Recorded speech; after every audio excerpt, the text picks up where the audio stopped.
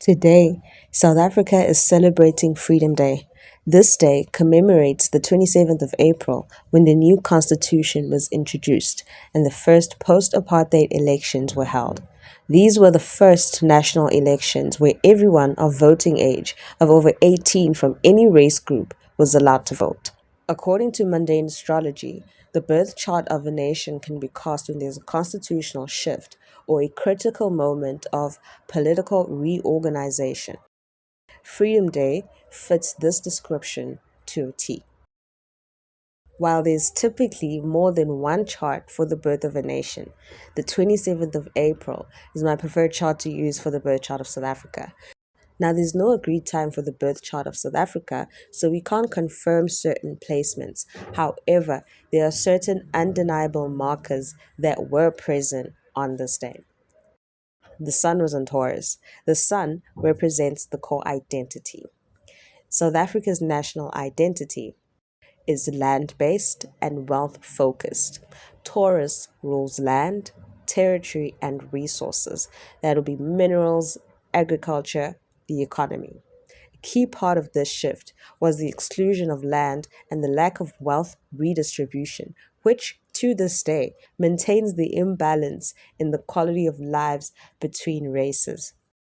However, credit where credit is due, the democratic government has done quite a lot to address the systemic inequalities that prevented especially black South Africans from participating in the economy. This includes policies like BEE, social grant expansion, access to housing, education, and healthcare, labor protections, and minimum wage frameworks.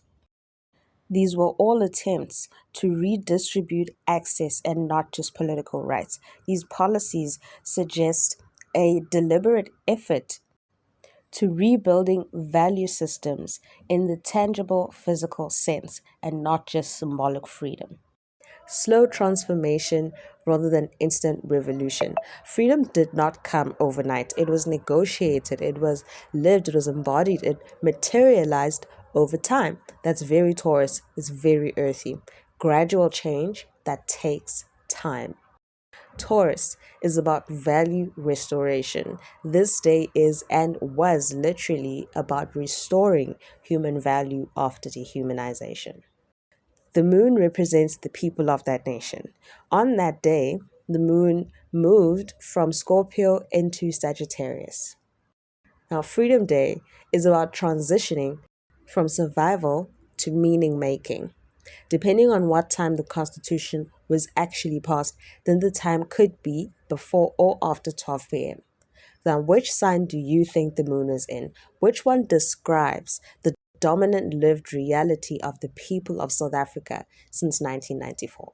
If we argue for a Scorpio moon, this would suggest the emotional body of the nation is still rooted in historical trauma that doesn't fully release, deep mistrust and power sensitivity, cyclical crises that force transformation, a population that is psychologically aware but still carrying unresolved pain. This fits the persistence of inequality after 1994, the ongoing tension around land, power, and ownership, and the sense that the past is not truly in the past. It keeps resurfacing in different forms. Scorpio Moon processes, it purges, it revisits. If we argue for a Sagittarius moon, this would suggest the people are fundamentally oriented toward hope, belief, and future vision, reconciliation narratives, ideological frameworks, the law, constitution, rights, a collective desire to mean something beyond the past. This also fits the emphasis on unity and reconciliation post 1994, the global image of South Africa as a moral or political example, the strength of our constitutional identity. The Sagittarius Moon Nation tries to rise above it and assign meaning. Regardless, Effort was clearly made, but the structural inequality was very deeply entrenched, and the tools to fix it are slow, resource dependent, and incremental. So, what you get is progress in access and opportunity, but uneven outcomes and frustration around pace and distribution. The Sagittarius moon expression is the intention, inclusive policies, rights, vision, reform. But the Scorpio moon expression is the resistance and the complexity around the situation, the concentration of power, slow redistribution, emotional and economic residue. The country is actively trying to move in a Sagittarian direction while still being shaped by Scorpio level death and history. Freedom Day initiated a long-term process of economic and structural correction. The work has been ongoing, visible, and intentional, but it's unfolding within systems that were built to resist change.